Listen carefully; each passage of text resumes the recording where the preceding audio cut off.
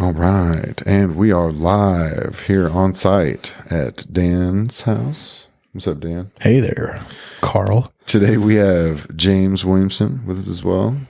Hey there. How's it going? We are doing the post World's Masters 2023 Jiu-Jitsu tournament. We were in Vegas recently and we had some fights and it went well. So exactly as planned, as they say. All the greatest plans never survive first contact, you know, and you have to pivot and adapt. And that's what we did. In my particular case, I would have gotten gold if I had finished 5 in a row, winning each one. And I won 2 and lost my 3rd one. And at some point during this podcast episode, I will have found that video on this great little setup that we got going on here at Dan's house, and I'll be watching it. And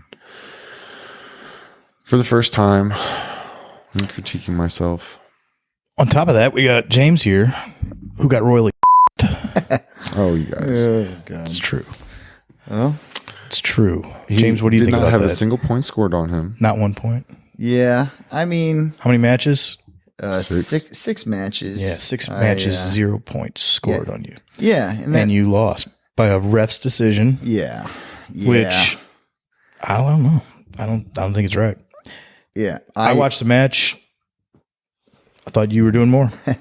I thought I was going to get a ref's decision for sure. I thought I was doing everything I needed. I thought I was going for the takedown, and the other guy was pulling guard. And from what I understood, like, going for the takedown was worth the points. If you pull the guard, you still need to do the sweep to get the 2. So it kind of confuses me. But then again, this is my very first tournament.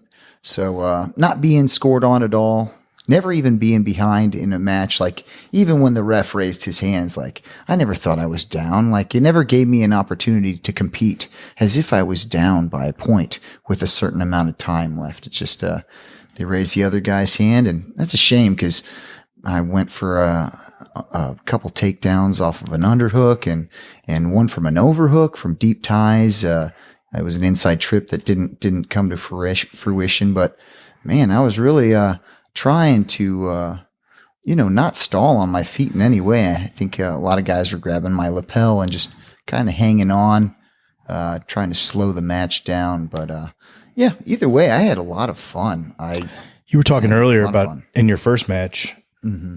You had a pretty scary moment. Oh, man. Right in the beginning. Yeah. Well, I think of it as maybe, like I said earlier, like a game to when people are like, this is a fight. I try not to think of it like that because I don't want to like freak out in any way or put more into it. We're just playing a game of who can make the other person stop. And it's just a game. And, So what kind of game was that guy playing? Gosh. So the match starts and I think I'm going for some kind of a takedown, and he just immediately drops down. He locks onto my ankle and he has a really good bite on it. And his coaches are screaming like this is his bread and butter. Like he knows what he's doing. And they're like, break it, break it, break it. And, I just start rolling immediately to try to get out. I know that there's no heel hooks. So, I think just a motion like that could help me get out of a straight ankle. But man, there was and I think you rolled out of bounds, if I remember correctly, right? It was right in front of the coaches, right? Oh my goodness. And it was terrifying. I'm a wrestler. So the first time a guy really trying to break my leg, or break my ankle, that little connector right there. And it just was a great wake up call. I mean, terrifying, but maybe actually the perfect thing. Cause honestly, it was either the closest or the second closest I came to getting something broken in the tournament. And it happened in the first exchange, like 30 seconds in. And I just thought like, oh wow, maybe every takedown I go for even is going to end in a, oh crap, could be broken situation. Let me ask you this. So you keep talking about something broken. Yeah. Do you really think it was almost broken, or do you think it just hurt really bad? Interesting thing, when I was rolling, my knee made a little pop and nothing to do with my ankle. So, but you just get up and you're like, you're just like, I'm the man. You know, just I can't freak out in my first 30 seconds of my first match. I've been telling myself I'm going to kill everybody. So, you know, that would be bad. Yep. Yeah. But after that, man, I think the guy was really upset because that's just, you know, I don't think he thought he was going to get another opportunity like that on my ankle or that good of a lock already. It had a full chomp on it, just all the way around my foot. And, you know, I'm also on super high alert now. So I think he understood that that was a golden opportunity.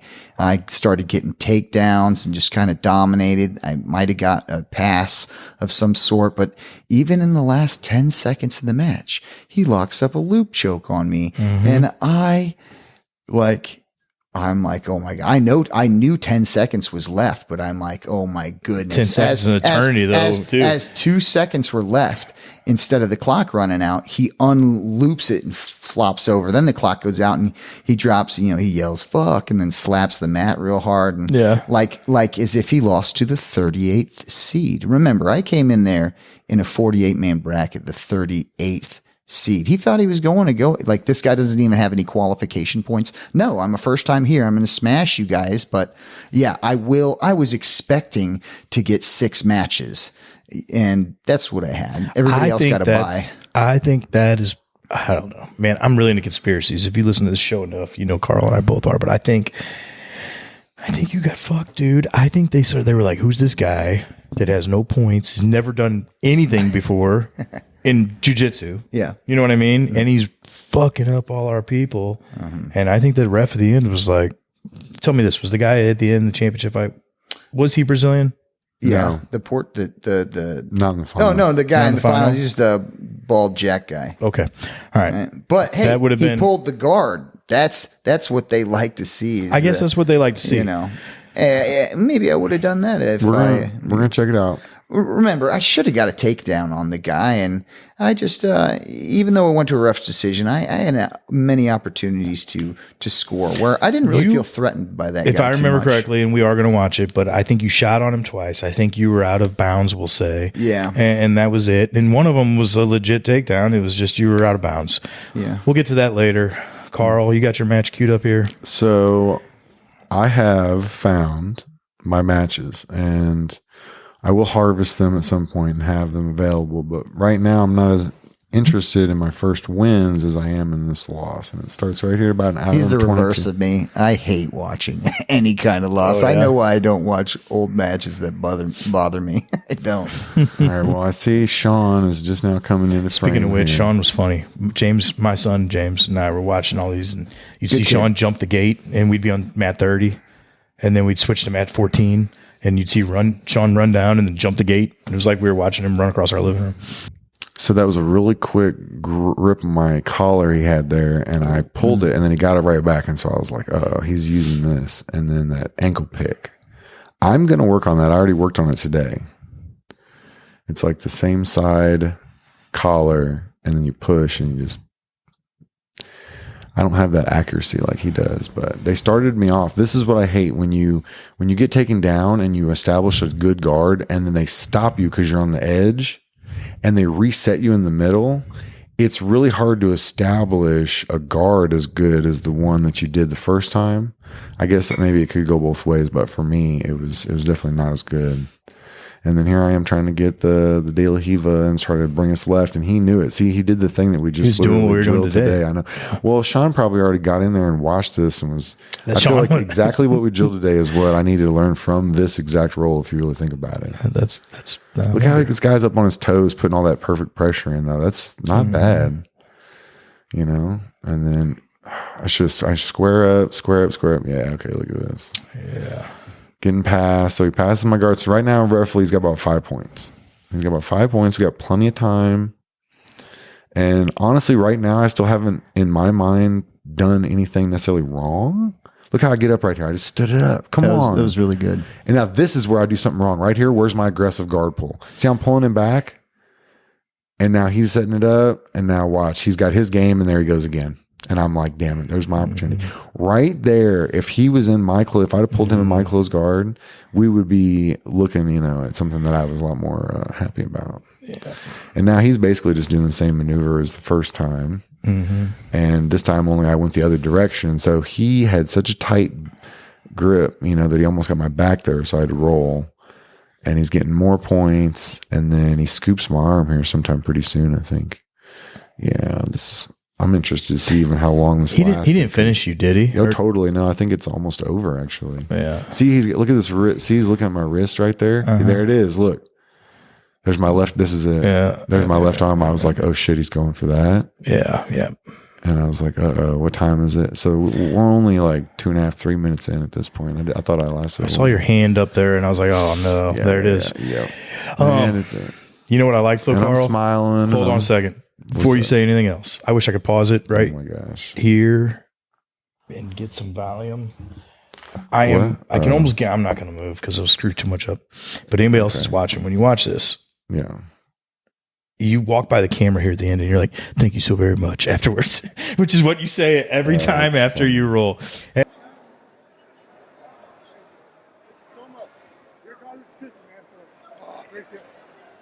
And I was like, dude, that's pretty awesome on your part. It says a lot about your character because it's a lot of adrenaline. It's a lot of emotion. It's a lot of you're mad at yourself, all that. And you can hear yourself here. You're like, thank you so very much or something.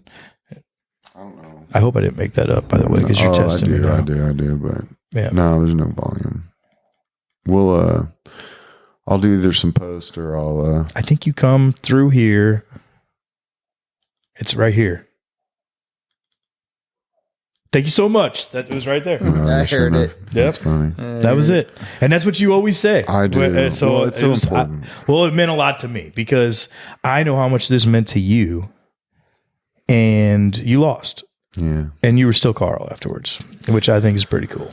And that's kind of because it's pretty easy to be pretty mad at yourself and mad at the situation and totally. And not be.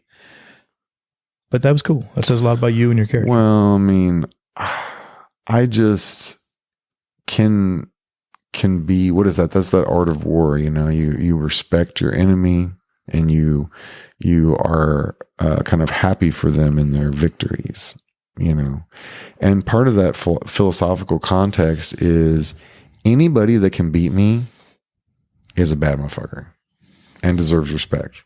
Because there's no human way he's going to come out there and just have that handed to him. You know what I mean? He's got to take it and he's got to have extremely good technique. I mean, I don't think that I faced anybody that was even close to me on like an athletic level, really. I mean, I pride myself in my work ethic and my strength and some of these things. But in the moment, it's a really fast-paced chess game, but there's no rule in this chess game saying that you have to wait for the other person to make a move, right? You just go. And the thing I love most about tournaments is you're coming up against not only other people's styles, but nobody's being lazy. Everybody's coming to win. Everybody's bringing their A game. And that's the ultimate test, Yeah. And just another thing, and I know I mentioned a lot of this type of stuff in the pregame, but like, I'm never going to push myself that hard and do like a full up ramp, on ramp or whatever arbitrarily. Like it's got to be for something, and I've only got so much time. I consider my time very valuable. And so worlds, being able to tell my kids, like, I'm going to go fight against everybody in the whole world in my division, to see who's the best, I don't know. There's just something to it that helps me kind of try to dig deep and grow. It's got to be an awesome feeling. Just first of all, doing it. It's got to be a shitty feeling to get fucked, James. Yeah. Imagine how Shannon feels right now. Yeah. Well, we're very happy to actually have world champion in our group. We had several people compete and we all got some wins, but Shannon Bahadori, our most newest purple belt in the gym, I talked to her about winning and the difference between her night and my night. And I know it's different. It's one thing I just noticed is like I knew she didn't understand quite what I mean, but I said, your food tastes better than mine tonight. Yeah. Because you're eating it with a smile, and I'm eating it with a son of a gun. The same look on your face in the podium. Yeah. I'm just saying, your food will taste better when you're a champion. And I know what that food tastes like. And I was just like, man, I want these noodles to taste like gold. You know what I mean? It is what it is. It is what it is. Yeah. It's a shame. Yeah. I really think you got. How many matches did you do on Mat 32? 5 on 32. Or no, I did 5 on 30 and 1 on Mat 32. Okay, because that's what I just did. I went and found you on Mat 32 just now. Yeah, so 32 was, I think, did they do a lot match. of championships on 32? Was that what that, because it's bigger. See how it's a bigger mat? And so we were wondering that when we were watching. I don't know. That's a good question. I wonder, once again, first timer over here. Yeah. me too. That is your guy. So this is it. Yeah. Ah, gosh. I tell you what, like I said, I'm not as good of a loser as some people. I mean, I walked off the mat graciously, but I hated this situation. You didn't tell him thank you so much. Hey, he got the victory. Can't that be enough? Come on. That's right. I don't know if he got it. Well, he got the nod. So I noticed in this match, like, look, I've got That's a really I got good it locked position up right right there, locked up, and I'm trying to go for a reverse headlock. He does that little thing for a second and make it look like his offense. Also, like the leg slap, when you just slap their leg, and I know if you're really attempting it. He was doing a good job right there of overhooking my arm and grabbing my lapel. It was kind of a way to neutralize, slow it down once again.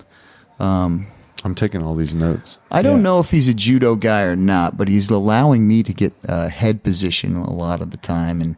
And here I have the inside ties. Look at his legs and then look at yours. Yeah. You look like you have a purpose. He looks like he's there. Yeah. I don't know. I'm not trying to discredit him. So far, it's quite even. You know. Yeah. I will say one of the takedowns I went for, the inside trip, he managed to scramble out. When we went out of bounds, it looked like he was in pretty good position, but like it was another attempt for me, and we were both neutral, you know. But yeah.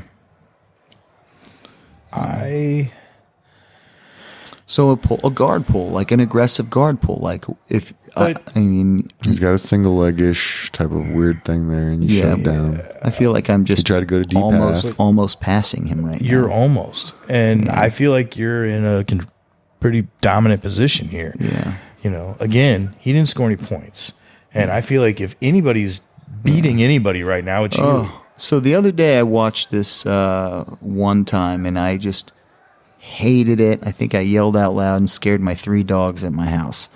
And I hate it right now, too. I hate this. I hate looking at, like, somehow he wins this match, and here I am watching this, and I don't see it with my wrestler eyes. So, you know. Now you guys are both up. Yep. And so far, since he initiated that last Guard pull. then it's pretty even. Yeah. You know, you did have the top position, but he initiated it into. You know what else bugs me? I know he got the 3rd seed. I got the 38th seed. I know this is his 5th match. I know this is my 6th match, and I lose by a grain of sand. You know what I'm saying, boys? Tell me you understand what I'm saying. Yeah. No, I mean, absolutely. This is good. Well, now he's fighting for head position a little bit more, I guess. Yeah. Hey, shout out to Carl Edwards, the race car driver, for letting me. He just gave me the ski. You know, and it fit pretty nice, and it was like lighter weight. See right here, guys. That's so good. See, like, how is that not like a real hard attempt? Like, and he ran. That was, he and that was ran one out of of bounds. He ran out of bounds like to a try bitch. not. That's almost an advantage. Yeah. Yeah, that was really good, honestly. And you're going to get a takedown here coming up too. It's a big attempt. It's a big attempt, but it was halfway through. Yeah. Oh gosh, I just don't understand. That's interesting. So Here's guard another pull, But it didn't but work. that didn't You're do right back anything. up. That was nothing. You know how little of a threat that was right there. And look, once again, I'm on top. I mean, he's got a good body lock. But look, I use a whizzer right here to neutralize. It was looking good, but like immediately I used the whizzer to neutralize. Yeah. And that is just not the equivalent to like my takedown where I was like running him out of bounds, you know? So I've listened to quite a few podcasts that talk about jiu-jitsu tournaments and the difference between ADCC and IBJJF and all these different things. And I think ADCC is where you need to go. I've heard a bunch of them talk about how that the referees all kind of do talk amongst themselves, you know, and they do have that kind of connection, and you know, they might have been like, look, you know, you see here we go. See, like right here. That's there. Oh, come on. Yeah. See? So there's a little scramble out of bounds right here, but there was another attempt. Like, yeah, it was he another didn't take attempt. my back. We were out of bounds. If he took my back, then he would have got points. But then once again, who went for that inside leg trip from a deep tie? Like, Exactly. that's another big Hail Mary that, like, that's not even a Hail Mary, just me going for a move that he's not, you know? Yeah. I could be wrong, but I think there's another one, isn't there? I don't. I think that. I thought there was one at the end, or is that it? I Are we wouldn't at be the end? surprised if there's another one at the end, but let's just see. And I think he probably just tries to pull guard one more time, but we'll just see. we'll see.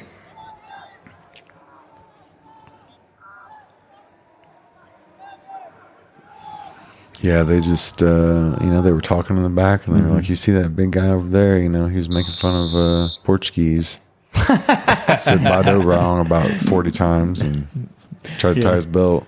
Yeah, right. Hey, at least I, well, you know, I didn't even have Here we go. Okay, so Redo your so stuff. I looked at Sean right there. He's like, take it, don't leave it to the judge's decision. And Yeah. Well, believe me, I didn't want to do that. he was yelling. Yeah. He was excited. It was very exciting. So I thought I won, but you know, this guy gets there. He is, drops to his knees. Yeah. Sorry. Dude, I did not want to be around that ref or that dude either. I'm not that guy. I never even like being around my opponents for that matter. Just some people do, some people don't. Oh gosh, guys. Not everybody. I hate that. That's the second time I ever watched that, and it probably will be the last. There's nothing more to learn from that. I know what they value. Well, I do like that other energy. It's very competitive.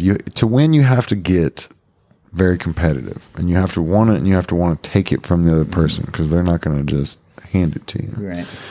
And, you know, that's definitely a delicate balance because if you get too far over on like the trade openness side, all of a sudden, you know, you're just not turning that next level gear on that really, where you say no and you mean it. You know, like you didn't get a single point scored on. Yeah, I almost wish that there was like 30 seconds left and I was down by a point because then I would, you know what I mean? Really fight for as it like that little extra drive that comes out when you are behind, and it's like right there. I just thought I was doing everything I needed to win. Did you have any That's a good point. strategy of calling your shots, picking your time? Yeah, Was it?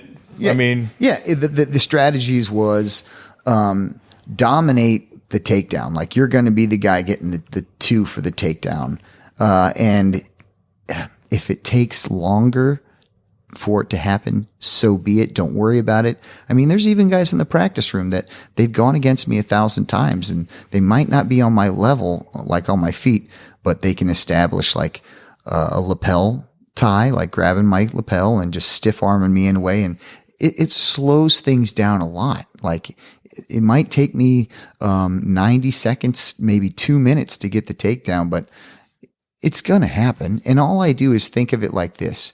If it takes me 2 minutes to get the takedown, well, for 2 minutes, you had to use 1.5 units of energy and I had to use 1.2 units of energy or whatever. Just I'm we were not talking using about as that much. at Yeah. class. And everybody in the tournament, I could tell the longer that they were on the feet with me, the more and more terrified they were with me. How was their conditioning compared to yours? Do you feel like I everybody felt like mine was good. I did a good job preparing. The cardio was good. There was my very first match, I felt so tired at the end of it. I think it might have had to do with the guy trying to choke me at the end. I just was thinking to myself, I am so exhausted after this first match, and I have to do 6. Like, I don't know if I'm going to be able to do this. And so I went back to the little bullpen, and surprisingly, after 55 minutes, I got my mind right and my body feeling better, and really just trying to get the pump out of my forearms. Did you say 55 minutes? Oh, 5 minutes. Oh, I was going to say. Yeah. 5 minutes or 10 minutes till the next match. And for me, it's just like trying to get my body to feel good enough to where my mind starts to get confident again. Because like after the match, when I can like barely lift my arms up, my mind's like I start to doubt myself a little bit more. But as soon as I like get a little water in me and I get my oxygen back and I shake some of the pump out of my forearms, my confidence just starts skyrocketing again. I start thinking that they're starting to feel the tiredness and. So when you're in the bullpen, and this goes to both you guys, are you chit chatting with anybody, or are you just fucking just staring at them? Like, where are they staring at you? What's the vibe? So, Carl, why don't you go first? Mine's going to be different because I'm a first timer. Is the question again, real quick, Dan? When you're in the bullpen, are you making small talk? Are you eye fucking somebody? Or are they doing it to you? What's going on? What's the vibe in the bullpen? That's going to be pretty situational. Individual. But I like to have some headphones, and that first match, I come in there and I've just weighed in and I've got my bag and everything. I try to find some real estate, where I don't think I'm going to be in the way, put my bag down, get my drink out, drink a little bit of coconut water. And yeah, I'll be looking around, but it depends on if you have a buy or not. And it depends on exactly, you want to control the pace of when you fight. And so in my particular situation, I had just watched the guys go and I had a buy. And so I knew exactly who I was going up against, and I had just watched them go. Mm-hmm. And so I got myself ready in there, and then right when I felt like, okay, no more ready you're going to be, I go right up there to the very front by the screen, and I start pushing like, hey, let's get out there. Let's get this fight on, because I don't want them to have any more than just the very most necessary time to rest between fights, because, that's just smart. And I had that done to me, by my third fight. So you can push that pace a little bit? You can try. I mean, yeah, when you're like, look, I'll point to my name and be like, this is me. Let's go. This other guy's green, and we're at the top of the, if you're at the top of the thing, then you can pressure the other person, and I got pressured. I would think even if it didn't work, the other person sees you and he's like, this guy's fucking ready to go, dude.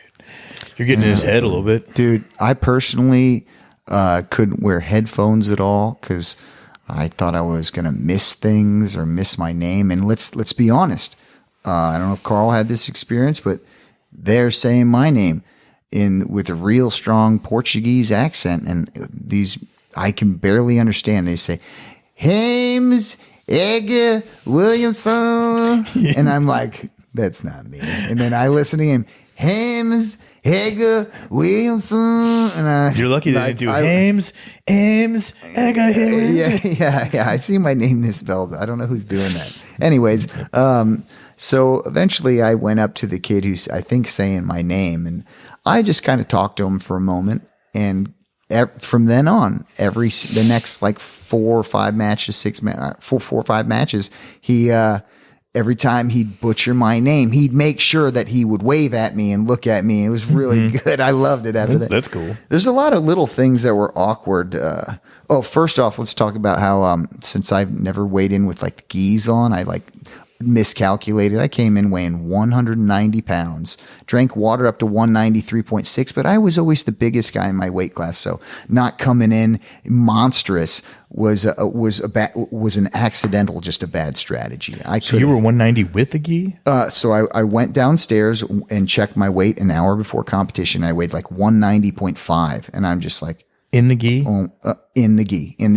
And then I just immediately go get a banana and some fruit and nut granola bars and drink myself up to like 193.6 or something. But it's just like, man, James, and me and Carl went to like the Wynn buffet the day before and ate very little when I should have had an extra plate. My problem is I've never competed at such a heavy weight class, because you got to compete right after weigh-ins. If it's a wrestling match, it was 1 hour for a duel, 2 hours for a tournament. You had time to recover, and in between matches, you had 2 hours. So lots of hydration and stuff. This, I just I wouldn't say cut weight. I just lost too much weight, did dieting too early. I should have just been a little bigger, and shame on me for not having that extra little. Is it 198 or 196? 195.0 was the weight class. Oh, and I came in that morning. And, so you're 5 pounds off. All right. I'm doing the whole weigh-in thing, and they're putting the stick down your arm, and I'm asking some dumb questions, and then this gentleman in front of me is like, talking to me, and I'm like, oh, this is my first time. And he's like, oh, it'll be a great experience for you. I ended up meeting that same dude in the quarterfinals to like medal. And did you ask him how the experience was for him afterwards? Yeah. Oh man, that's so funny you say that. So let me tell you the funniest thing ever, and you can make fun of me for this. It's probably the weirdest thing I've ever done in a competition. You do anything to win, but I'm beating the guy pretty good on points, but man, he's strong as shit, and I just don't want him to lock down on something. And there's like a minute left. We go out of bounds, and I'm well aware of the time. And then there's like 15 seconds left, and one of his coach says that real loud, but like around like 7 or 6 seconds left, I just want him to stop, and he's going real hard. So I kind of like I'm holding on to his wrist really hard for position. I kind of release it like 10%, and I'm like, hey, good job, man. Like shake his hand or shake him at like 7 seconds, 6 seconds in. So he'll just like stop. That's awesome. I know. Like, I'm a sissy boy. No, I just want to win. I want to win. And yeah, sure enough, he let up with like 4 seconds early. Wow. And, was like he was a real nice guy. He's listening to this now. He's just like, was that what he was doing? Oh, why was that guy so nice to me?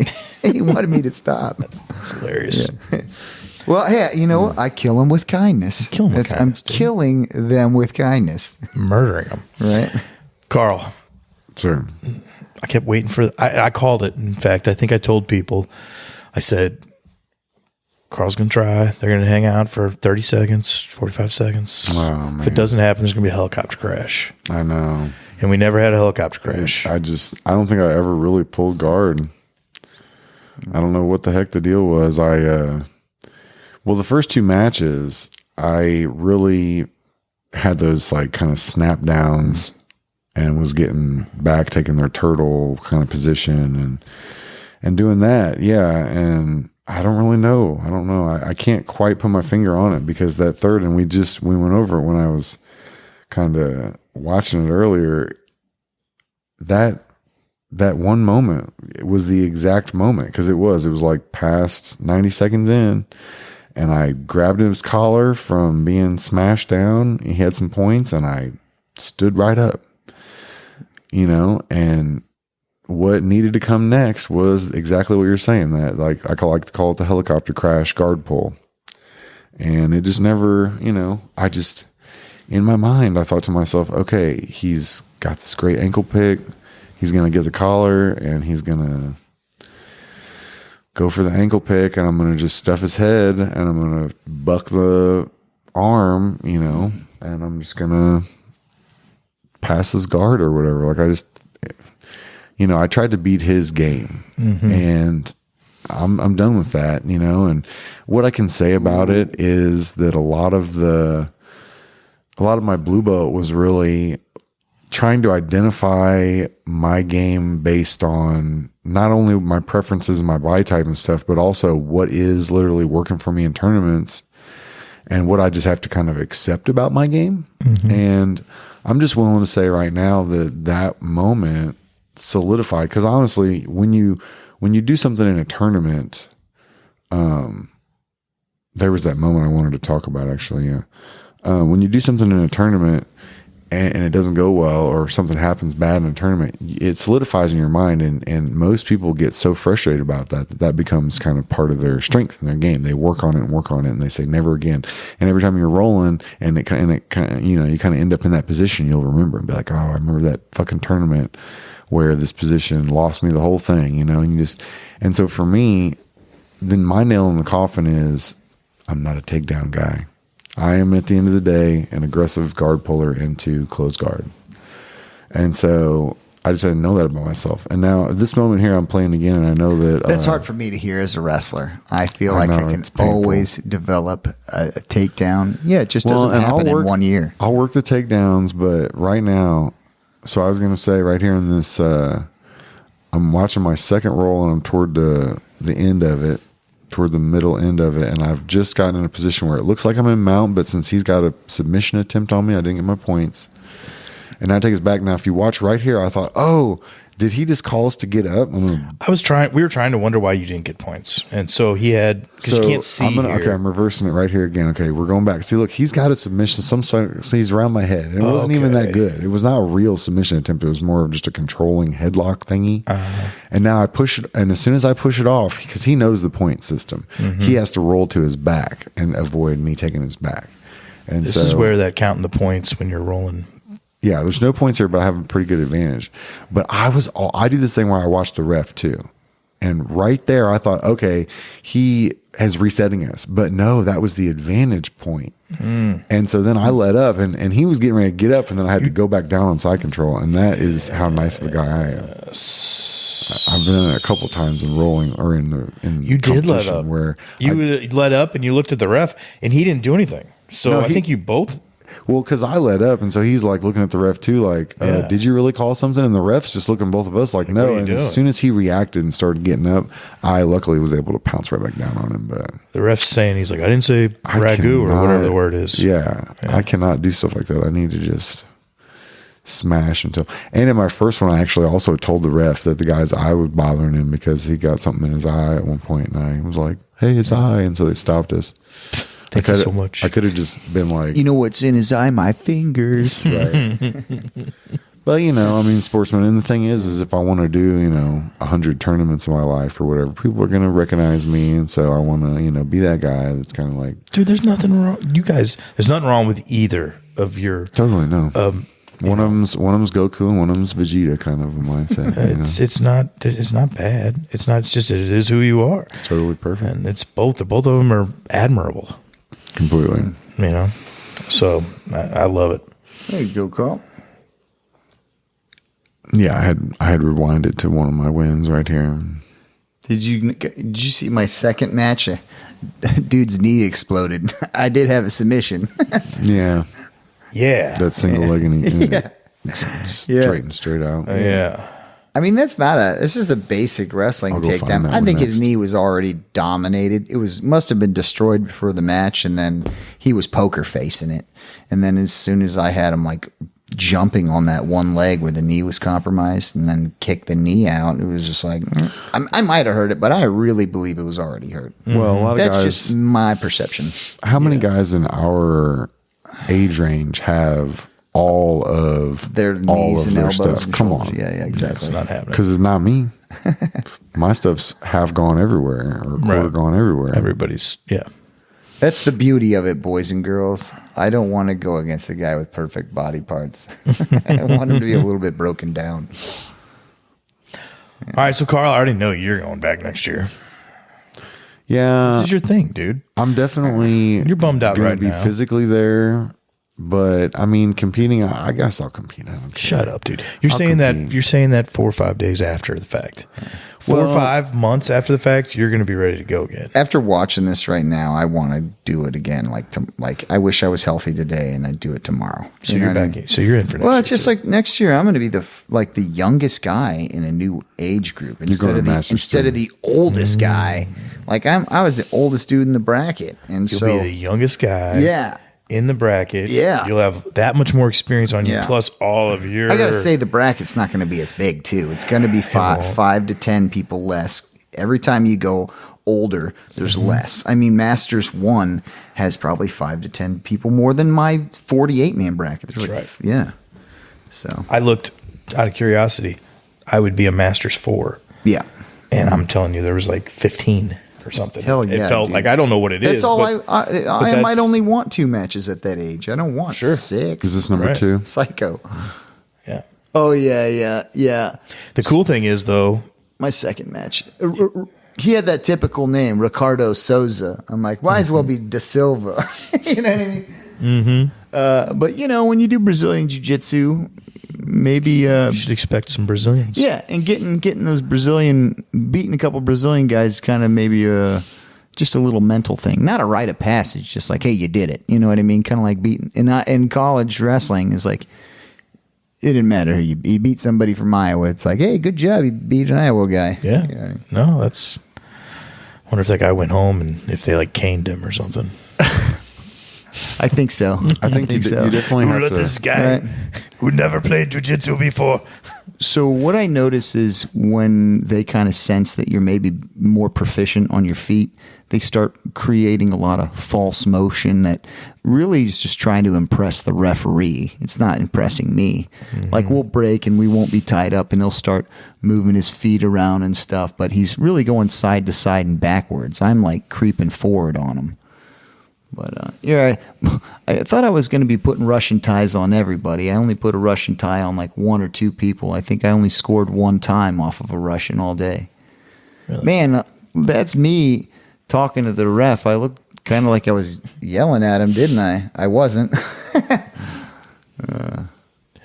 You look a little confused here. You're shaking your head. Oh, shaking my head. I'm Is my pissed. mic on? Yeah, Yeah. dude. Oh, Maybe totally. I got to work on that, guys. Did you see how at the time I thought I was just being a like cheerful competitor, and like maybe I have a little bit of resting dick face, like I just the asshole in the bracket.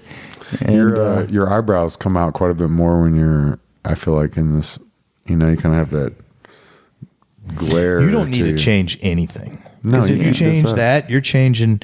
Yeah. That's just who you are and how you do this. Uh-huh. It's the same with Carl. If Carl starts trying to act more like you, it's going to fuck him up. Carl, you need to keep thanking everybody when they beat you. I mean, that's just how it is. I'm not. Well, everybody can improve and everybody can do things differently, but you can't change can't change your base, your core. Are you seeing what's going on in this match? There would be a moment where I wouldn't thank the guy. There's double penalty points again. So now, like, I'm like going to shoot regardless because I don't want anybody to get and this was DQ'd out. single leg right here. You turned, lifted you up, lifted up. boom. Rip. And so he starts tapping right there. Yeah. And Sean's like, see. look, There he's went that tapping. knee. Yeah, yeah. Oh, yeah. But I didn't know. I thought he was just going to like. Okay, we're going back again. I mean, either way, the match is over, right? Because he tapped and he gave up. Oh, it's over. It's like I thought that he just like listen to me. I'm dead serious. I thought, oh, he just tweaked his knee, and kind of like a wrestling match, there's some situation where you just get to stop for a second and then go again. So I get to the center, and like you see me get in a wrestling stance, like I'm like ready to go again, and the guy's just ready to shake my hand and be done. Here it is. Watch. Turn sideways like you taught us. Yeah. And then That's boom, awesome. right there. Yeah. So you're right when you say that his knee had to have already had something. Exactly. going on. That's not like Because the knee my dude explosion needs to finish. be able to. Yeah, he needs to be able to be okay with that movement. There was nothing weird about that. I mean, anything could have happened, but he probably had a problem. but it probably ticked just wrong, and yeah, that sucks. Yeah. But it wasn't the smash job I thought I was getting ready to watch. No, it was pretty smooth. So cool. Yeah, no, it was a good. Overall, it was a good tournament. A lot of good experience. Okay, so after this, what'd you guys do? Did you all get loose? Barely could walk. Barely could walk around. I don't know what happened, but like maybe an hour after I got off the podium, all of a sudden, like things started to really start aching. Like I think the adrenaline came down, my ankle was hurt. All of a sudden I noticed my feet were really chewed up with like little penny-sized rips. And another thing is there was a lot of flooding in the casino, and there was like the walkway. There was no way, impossible for you not to get your feet wet. Yes. And in between the buildings, you had to walk. You had to walk through these puddles that were so deep. There's no way you couldn't get your feet soaked. So then you go to the competition and your feet or your sandals or your socks have been wet for a little bit. It makes your feet a little like softer. And then all of a sudden they were just destroyed, just ripped up. I don't know if it's the other guy's toenails that were digging into my mat, into my foot, but there's like tons of penny-sized rips that just they're like horrible wounds. Ground. Yeah, and like the toes hurt. The I think I have turf toe now because of that, and all those little things. The ankle from the first match in the semis, I got a Kimura, and I had to hold on for like 90 seconds, and he was trying his hardest as if he needed to do it to win the match, and that hurt, and just my knee from spinning out of the first ankle lock in the first match. It's just like 10 things. And I remember just kind of hobbling around Vegas. So you're beat up. Having a great time, though. Having a great time. He still walked like a solid mile, though, through Vegas. So where'd y'all go? Damn right. Kinda, You went out to eat? Carmine's, because we're Carmine's. gangsters. Yeah, you are gangsters. yeah.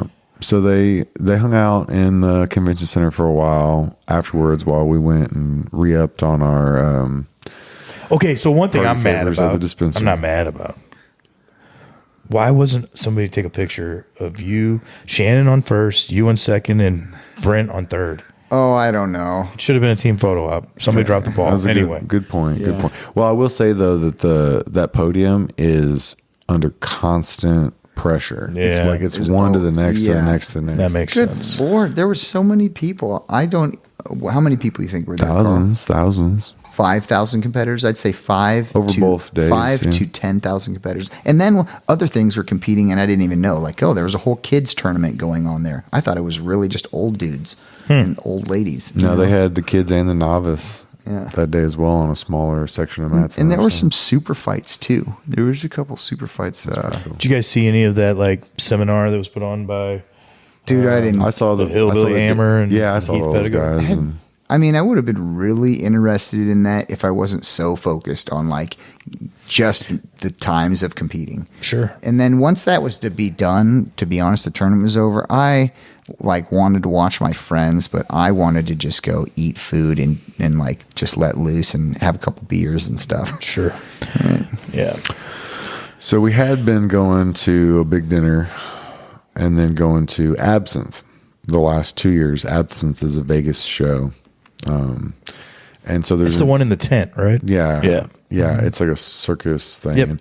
And so there's a new one by the same people, basically, that's kind of like Absinthe called Atomic Saloon Show. And so we did Carmine's with the group, and that was fun. And then we did the show, and it was fun. And we sat right up front. And A guy I know is actually the main character in Absinthe. nice. Whatever the dude is with the mustache or The whatever. billionaire. Yeah, the billionaire. He's the billionaire. He was also a blue man. Oh, that's really cool. Interesting. I say I know him. I know him. He's my brother's, like one of my brother's best friends. That's cool. So I know him from my brother. But I don't know. I will say I like the Absinthe show just slightly better because I like the way that the host uses the audience in that show better. They really do more bantering with the audience. The Atomic Saloon, there Just was putting interaction, crotches but- in faces. Guy, girl, doesn't matter. It's crotch is going to be in your face. Hey, sounds like a good time. So just stuff yourselves.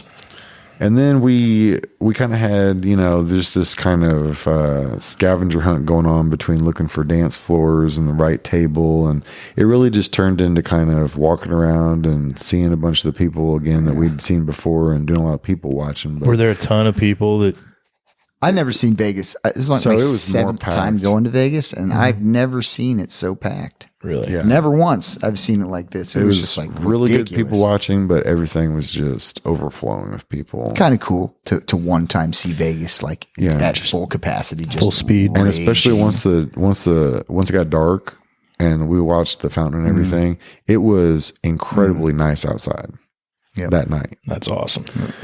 And so that was fun and beautiful. And we There had a was good some time. real flooding a couple times. Yeah. Oh, let me tell you, the hotel, it's kind of a nightmare for me. So the first night, I get there and, I get to my room and it's like 1,000,000 degrees and I'm pissed because it's late at night and I want to get my sleep.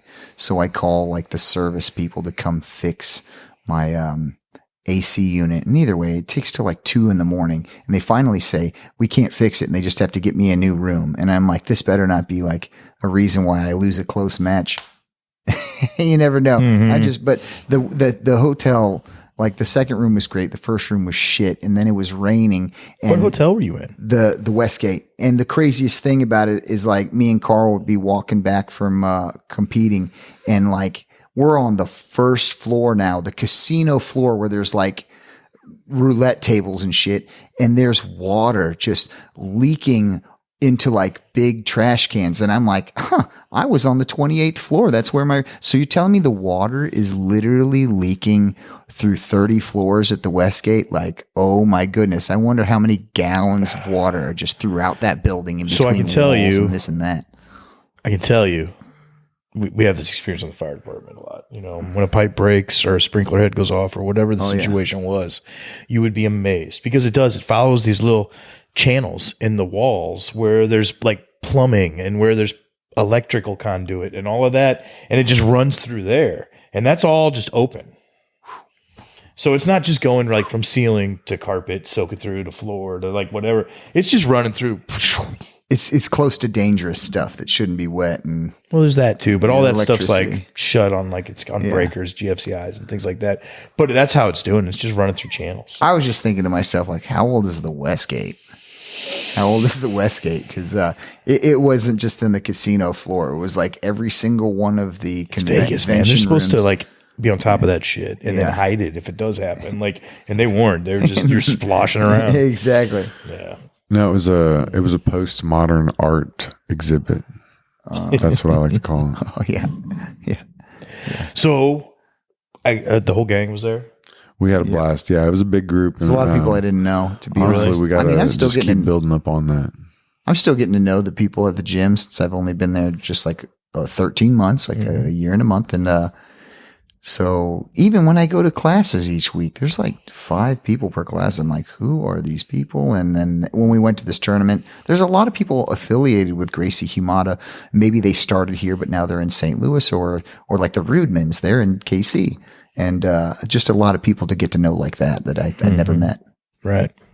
And that's another great thing about going to these tournaments because all those people kind of come together usually. And, you know, you hit a Kansas City and a St. Louis and a Springfield and maybe a Texas or Chicago, and all of a sudden you've seen the whole gang, you know.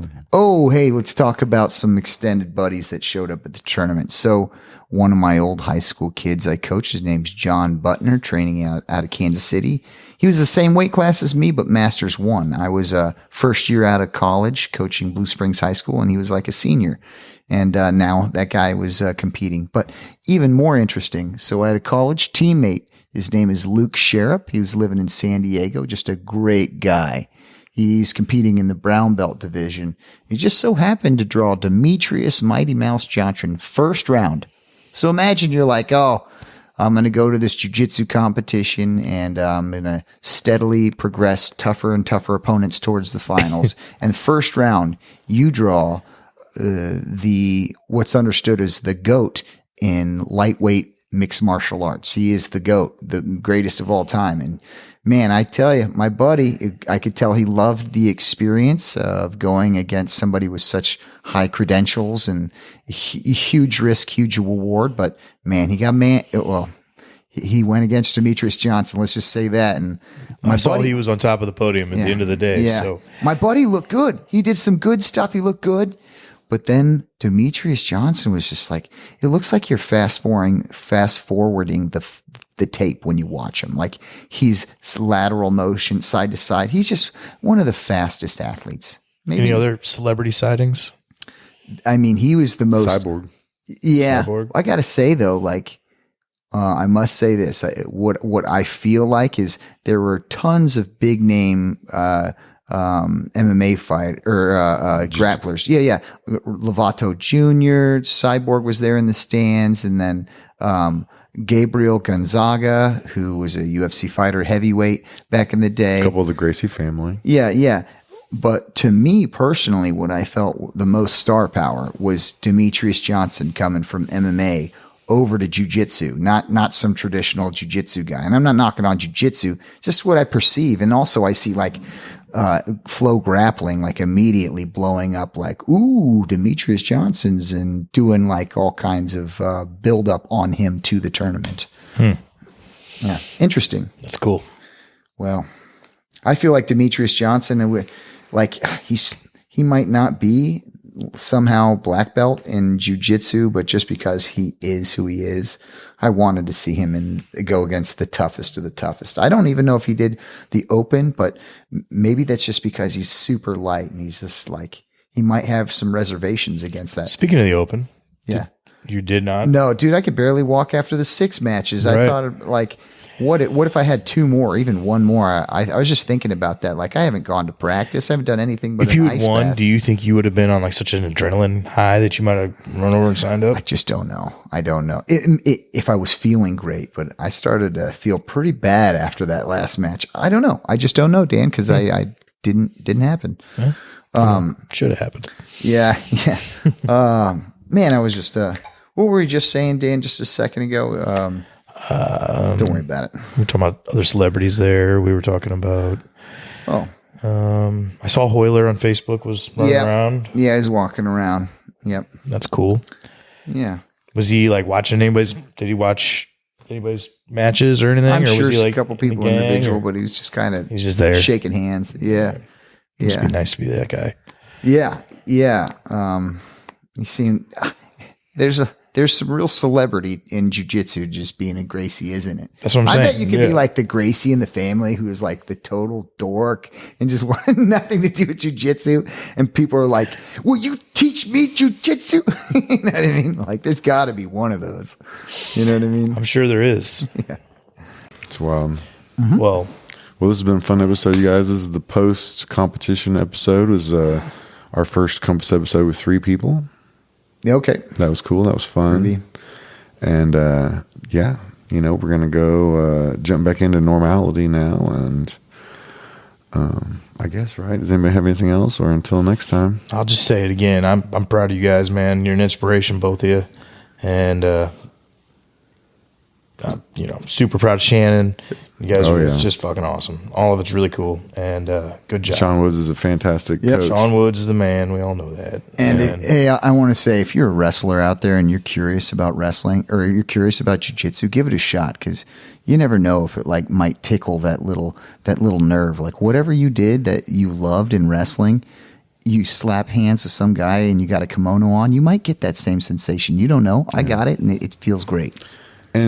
And if you can already pin people, you got it. Then why not just go ahead and learn the rest, the submissions for that to take it to the submission. You know, you're not going to always have your spear guy right there handy for you. I think I'm the beginning of a wave. So traditionally, the wrestling community, only about 5% of them are going and checking out jiu-jitsu. I think in the future, you might find that 20% or 25% of wrestlers also do jiu-jitsu.